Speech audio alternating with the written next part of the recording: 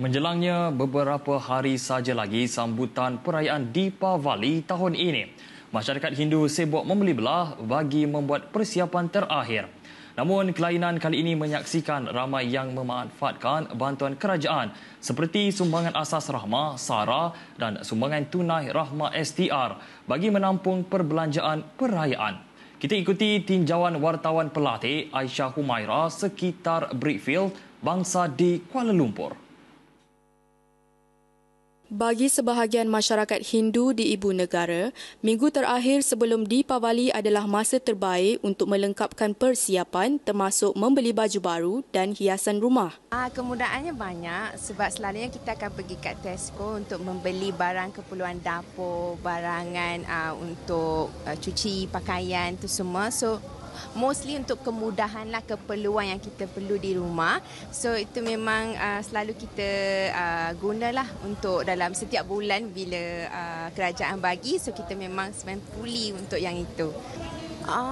Ya sebab banyak benda dah mahal sekarang. So bila beli tu tapi kita akan macam mana kita cakap, kita akan beli juga semua barang tu tapi dalam had yang tertentu lah sebab kita dapat pun dengan had yang tertentu kan. So minyak masak tu dah mahal dah, bukan murah sangat.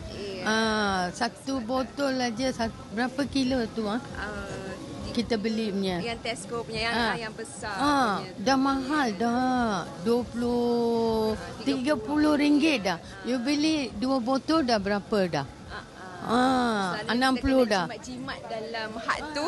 So kita kena tengoklah apa yang kita perlu je kita akan beli.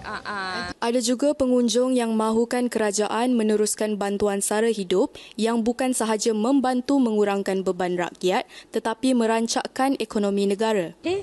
Thank you very much. Yes, I think very useful and sangat bermanfaat.